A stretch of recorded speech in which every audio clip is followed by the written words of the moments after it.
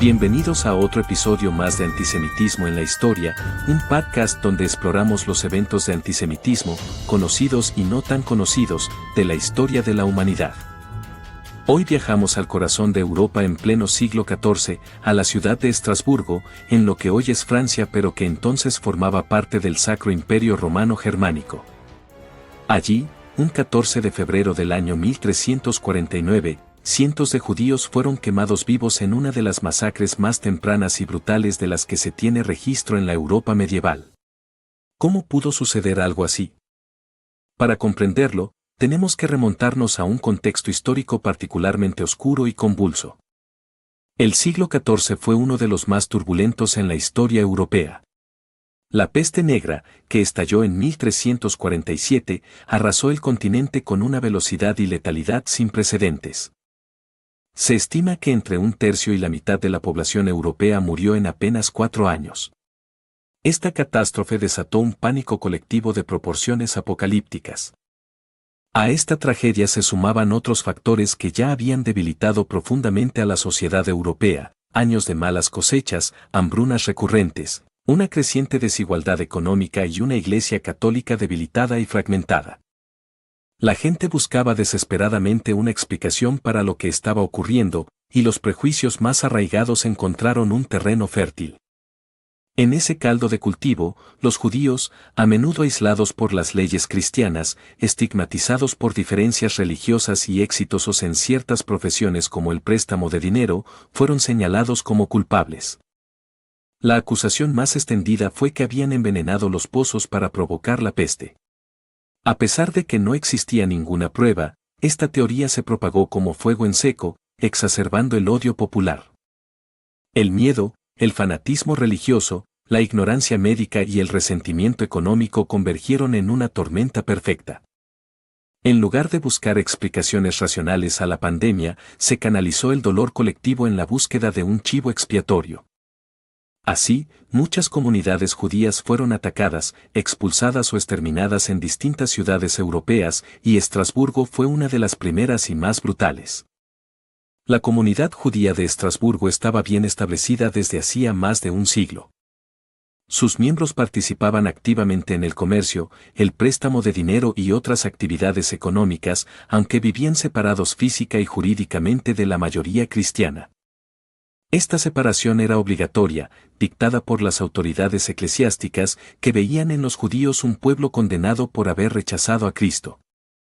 Sin embargo, también era funcional para la economía local, ya que los préstamos de los judíos financiaban actividades urbanas y comerciales que los cristianos no podían realizar por restricciones religiosas. La dualidad era evidente: por un lado, los judíos eran necesarios para la economía; por el otro, eran objeto de desconfianza, celos y hostilidad. Las tensiones estaban siempre latentes, pero con la peste negra se encendió la chispa. La comunidad cristiana empezó a escuchar rumores cada vez más delirantes, que los judíos estaban conspirando para exterminarlos, que recibían pócimas venenosas de rabinos en España o que actuaban bajo órdenes del mismísimo diablo. Se acusó a los judíos de tirar polvo envenenado en los pozos, y hasta de haber iniciado la peste como venganza por siglos de marginación. No importaba cuán infundadas fueran estas acusaciones, la histeria colectiva ya había sido desatada.